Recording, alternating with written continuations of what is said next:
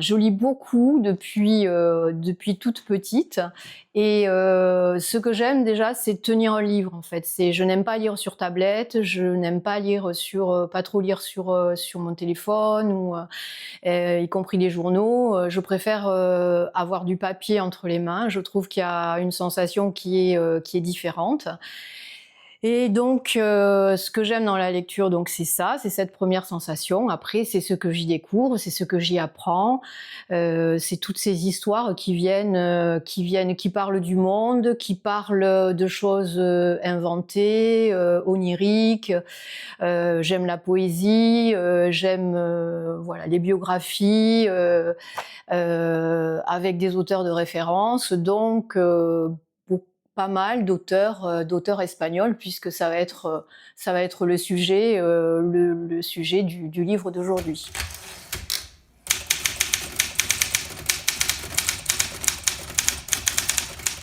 Et le polar? J'aime les polars qui, eh bien, comme celui dont on va parler aujourd'hui, mais comme quelques autres auteurs aussi, je pense à Fred Vargas, donc mêle des intrigues et des éléments très personnels de la vie soit de l'enquêteur, soit de un ou deux autres personnages. Donc c'est ce qui me plaît en fait. Je trouve que ce sont des polars qui ont beaucoup de corps. Après, il y en a d'autres qui parlent de réalité sociale, qui sont très intéressantes, avec des personnages peut-être un peu moins fouillés, mais dont la thématique est aussi passionnante. Donc ça fait partie des livres que j'aime également. L'auteur, Dolores Redondo, je ne l'ai pas connu par un livre au départ. Comme je le disais, je suis férue de littérature espagnole et sud-américaine, mais c'est par l'adaptation télévisée de la trilogie du Bastan que j'ai découvert cette autrice. Et c'est à partir de là que j'ai commencé à acheter des livres de Dolores Redondo, donc la trilogie des Bastan, que j'ai lu après l'avoir vue en version télévisée, et puis tous les autres livres qu'elle a sortis et qui ont été traduits en français à la suite du Bastan, de la trilogie du Bastan. Et donc, celui-là? Celui-là, il est formidable. Alors,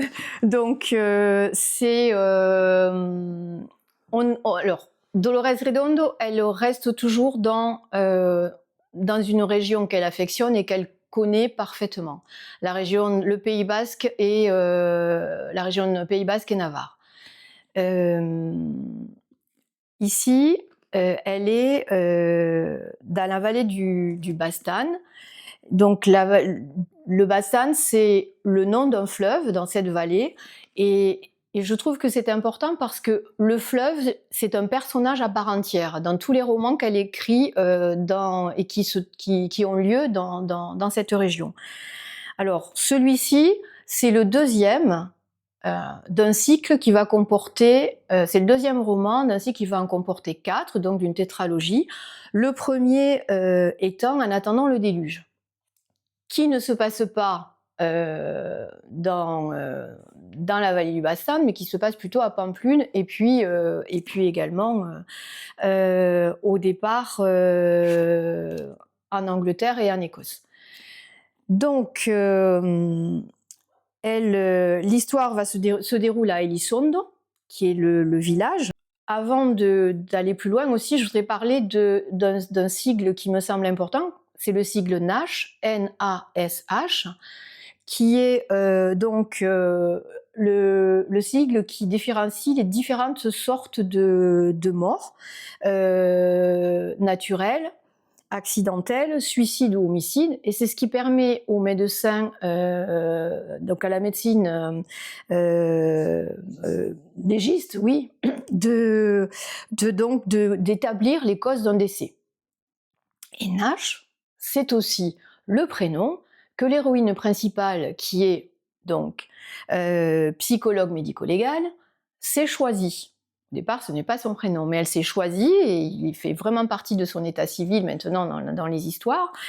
Et donc, elle ce que il faut ajouter, c'est qu'elle est aussi passionnée par les fouilles, la spéléologie, les légendes, toutes les légendes et les mythes du Pays Basque et de Navarre. Et ça, on le sait depuis le Bastan. Puisque le Bastan se passe aussi dans la même région. Et donc Nash, c'est la principale héroïne donc de ce livre, de ce nouveau livre. Elle était aussi dans le premier volume En attendant le déluge. Et on la voyait, dans lequel on la voyait plutôt vers la fin du livre. Et donc son travail à Nash consiste à étudier les origines anthropologiques et les contextes sociaux et émotionnels qui vont entourer et historiques aussi, qui vont entourer les cadavres sur lesquels elle doit œuvrer. Voilà. Et donc personnellement, c'est vraiment ce que je trouve passionnant dans les romans de Dolores Redondo. C'est encore une fois, c'est ce contexte personnel, historique, social qui entoure une enquête.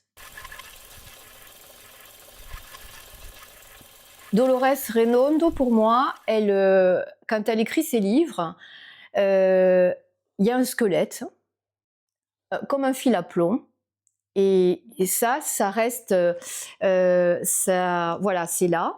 Et autour de ce squelette, mais ce squelette, il n'est pas comme ça, il n'est pas décharné, et il y a un corps, mais vraiment un corpus très important autour de ce squelette. Et ce corpus, il est fait d'histoire, d'anthropologie, de mémoire, de réalité sociale, de la vie de tous les jours. Et c'est vraiment ce que j'adore dans ce qu'elle écrit. Donc Amaya Salazar, qui est l'héroïne principale de la trilogie du Bastan, et que l'on retrouve aussi dans la face nord du cœur, et que l'on retrouve donc ici, et qui va appuyer, soutenir Nash dans l'enquête qu'elle va mener. Donc, dans l'histoire ici, je vais pas révéler toute l'histoire, juste donner les grands contours. Donc, Nash a constitué un groupe de chercheurs, et avec ce groupe de chercheurs, elle va rechercher des traces de foyers de peuplement, en espérant y trouver l'origine anthropologique et sociale qui est cachée derrière les mythes les plus populaires de la région qu'elle affectionne et qu'elle étudie. Et parmi ces mythes, alors il y a bien sûr ceux qui concernent les sorcières, et là c'est évidemment une référence à la trilogie du Bastan, en lien avec Amaya Salazar, qui est également donc dans ce livre. Et puis on trouve également des relents de crimes de guerre. Donc on trouve quoi? On trouve des choses sur l'Inquisition, sur la guerre civile, sur la mémoire des dominations. Et ça, c'est vraiment très...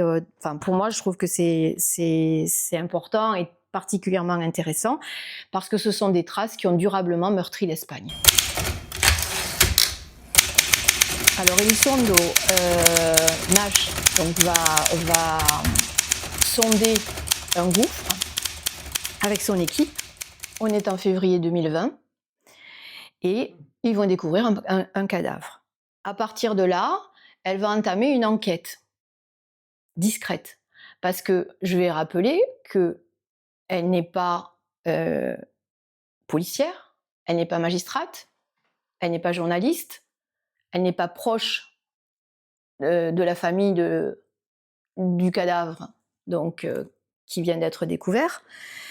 Et elle va mêler donc à la fois ce qu'elle a l'habitude de faire, donc son approche scientifique, à la sensibilité des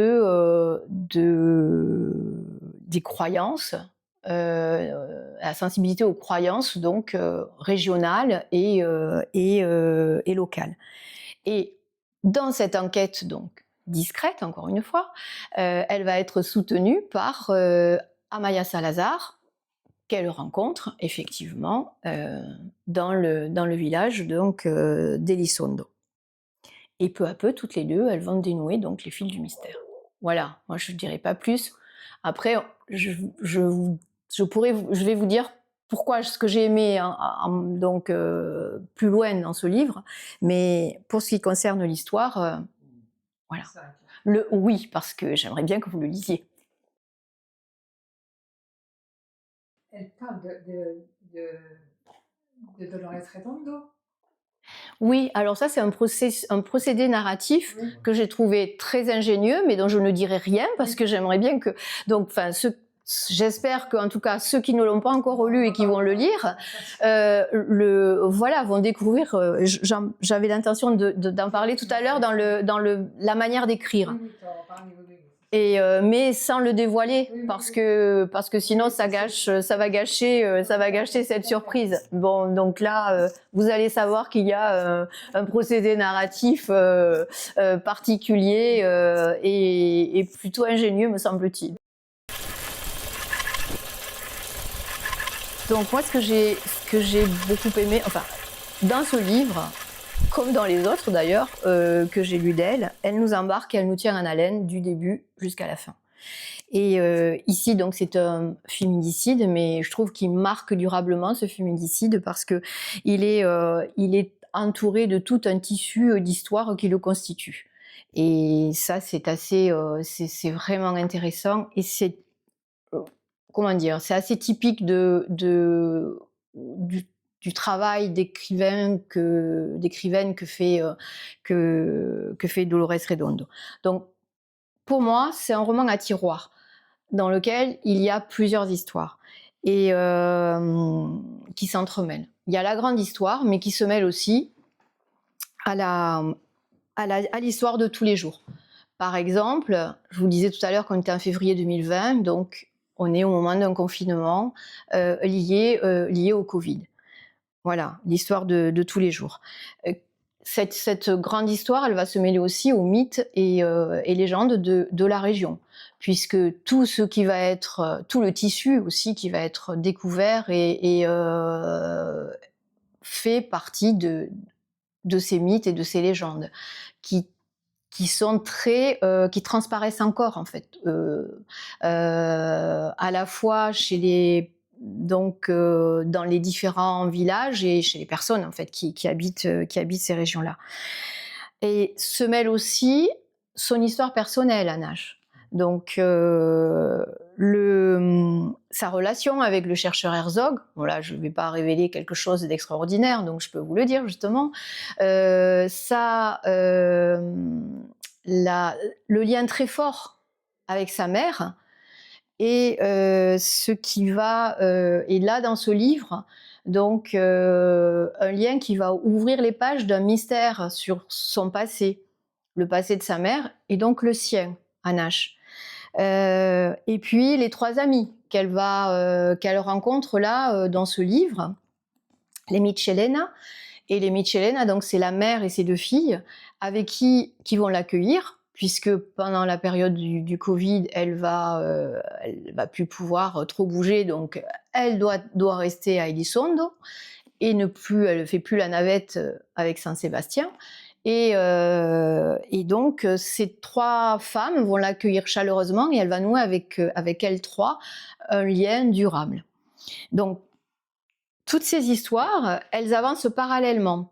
Elles avancent parallèlement et au milieu de sensations vraiment particulières, où la nature a pleinement sa place. Tout à l'heure, je parlais du Bastan, qui était pour moi un personnage à part entière. Donc, c'est vraiment le cas. C'est une nature à la fois menaçante et à la fois porteuse d'énergie. On trouve la puissance du fleuve, son bruit de fond en permanence dans le livre. La vallée, brumeuse, pluvieuse, le vent. Tout ça, ça enrobe l'histoire et l'écriture. C'est une vallée qu'elle connaît parfaitement, Dolores Redondo. Elle y a une maison à présent et elle y est venue enfant. Sa mère était originaire de cette région. Donc ça aussi c'est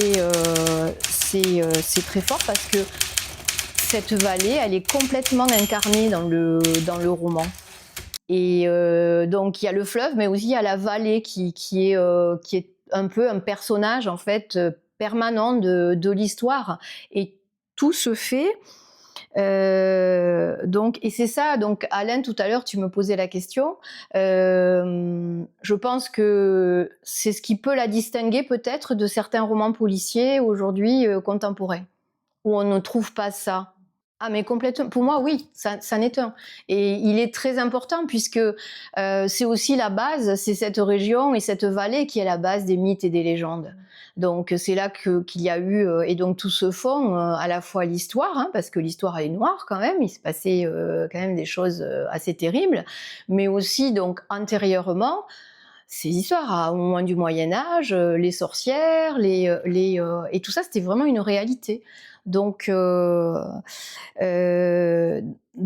trouve que c'est ce qu'il a, cette incarnation du fleuve, de la vallée, de cette région, mais incarnation vraiment complète, c'est ce qui la distingue pour moi de policiers un peu plus classiques entre guillemets. Bon, hein, je veux dire, c'est autre chose en fait, et c'est ça qui fait la différence, je trouve. Elle est un peu à part, hein, parce que je connais donc pas mal d'auteurs de polars espagnols, et il y a beaucoup de choses qui sont... Certains ont un lien très fort avec leur histoire familiale, et en particulier des choses qui sont liées à la guerre civile.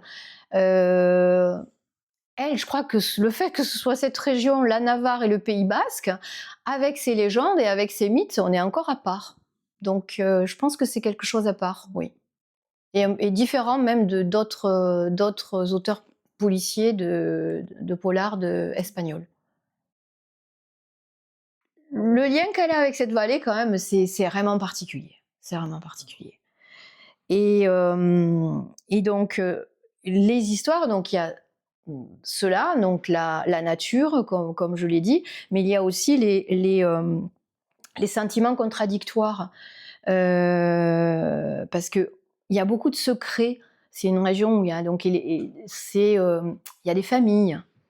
Elle aime bien les romans avec des histoires de famille, en fait, de grandes familles. Et avec tout ce que ça peut comporter de secrets, donc ces secrets, eh bien ils étouffent, mais ici donc ils vont se dénouer, mais jamais frontalement. Tout se fait dans cette région, tout se sait, tout circule. Par exemple, quand elle arrive à Élisson, dans la rive de Saint-Sébastien, elle va s'établir, puisque c'est la Covid, elle est obligée de rester là-bas. Tout le monde est au courant. On sait que Nash Elizondo est arrivée à Elizondo et qu'elle est à tel hôtel, il y en a deux, et donc il y a cette partie, ce côté un peu, cette défiance des personnes en local qui se disent mais bon voilà, une étrangère, et en même temps donc ces silences et tout ce qui c'est comme il y a des choses en fait qui avancent mais sans qu'elles soient visibles. Et ça, c'est tout à fait aussi intéressant en fait et je trouve que c'est particulier à cette vallée navarraise, et comme les autres vallées de cette région de Navarre. Et donc évidemment, Dolores Redondo, qui connaît parfaitement cette région, elle connaît ce code social par cœur. Et donc, elle en joue, et ça fait partie de son squelette.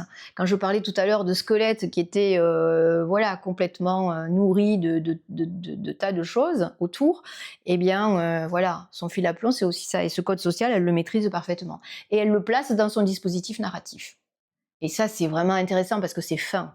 C'est très, très fin. On se retrouve avec un livre qui est empli de vie, mais vraiment.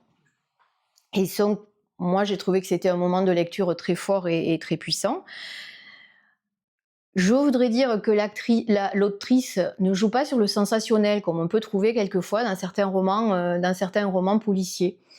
Elle va installer une tension à partir d'outils très précis, en fait, des gestes techniques, des mesures, des relevés photographiques. Ça vient du métier de Nash, évidemment, et de son équipe. Mais ça crée cette tension qu'on trouve dans les romans, dans les romans policiers. Et donc, en tant que lecteur, comme je l'ai dit, on va pénétrer cette enquête à différents niveaux. Et ces différents niveaux, ça va être la médecine médico-légale, ça va être l'anthropologie, ça va être l'histoire, ça va être tout l'aspect social et le personnel de la vie de Nash. Donc, pour ce qui concerne son écriture, moi je trouve qu'elle a une écriture fluide, précise, une écriture ample et avec un fond très documenté. Et tout y a sa place. Je parlais tout à l'heure des choses du quotidien, donc là, je l'ai dit, il y a la nature, mais il y a la cuisine aussi, parce qu'il y a des moments très très forts autour de la cuisine et de moments de repas partagés, donc ça c'est vraiment important. Et les gestes du quotidien aussi. Marcher, il y a beaucoup de choses qui se passent dans le village, donc des déambulations, elle va d'un endroit à l'autre dans le village, du lavoir au pont, etc. Et donc là, elle est reliée avec la nature, avec la pluie qui tombe, avec tout à coup un rayon de soleil qui se montre, et puis à nouveau tout ce... le roman, il est aussi porté par tout cela. Et donc, je trouve qu'elle maîtrise son écriture, mais en même temps, elle ne l'impose pas, elle ne nous impose rien, en fait. C'est très fin parce que elle nous amène à la suivre dans son histoire. Et elle nous guide, elle nous montre juste un peu le chemin, et nous, on y va. Et après, je trouve qu'on est emporté. Et elle va même s'amuser avec le lecteur, parce que, comme tu le disais tout à l'heure, Martine, elle va user là, dans le livre d'un procédé narratif qui est assez ingénieux, et donc que vous découvrirez en lisant le livre. Et les personnages aussi du roman, pas simplement elle énormément, mais aussi quelques autres, sont très étoffés. Et ce sont des personnes qui ont des failles. Et donc, ils sont tellement humains, ces personnages, que forcément on adhère. Et qu'on vit tout ça, toute cette histoire, on la vit avec eux. Et Nash, particulièrement, eh bien moi je trouve que c'est une héroïne qui est à la fois intelligente et humble. Elle se trompe, elle le dit, elle avance, elle recule, et elle est faillible. Et donc, et je crois qu'elle, donc c'est ce qui la rend forte et crédible. Et on se dit, voilà, c'est une femme avec laquelle qu'on aimerait rencontrer. Enfin, en tout cas, moi, je le ressens comme cela. Et en même temps qu'elle montre, pour moi, c'est une héroïne inquiète. C'est une héroïne souvent, on voit des enquêteurs ou des enquêtrices qui sont quelquefois un peu sur d'eux. Enfin, en tout cas, qui se montrent de cette manière. Ils ne sont peut-être pas au fond, mais ils se montrent de cette manière. Elle, non. Elle, non seulement, me semble-t-il, elle est de nature inquiète, mais en plus, elle ne se montre pas forte en gueule, j'allais dire. Voilà. Et donc ça me plaît aussi. Et pour terminer, je voudrais citer une phrase de Redondo, qui dit que dans ses romans, elle tamise des réalités parfois violentes, afin d'essayer de comprendre à travers l'écriture les mécanismes cruels de ce monde. Donc, je crois que c'est vraiment, ça correspond vraiment à sa manière d'être, d'écrire, et donc, au final, eh bien, c'est un livre vraiment puissant, marquant, qui aiguise notre curiosité, et surtout qui nous donne envie de découvrir les 2 prochains qui doivent sortir, puisque c'est un cycle de 4 romans.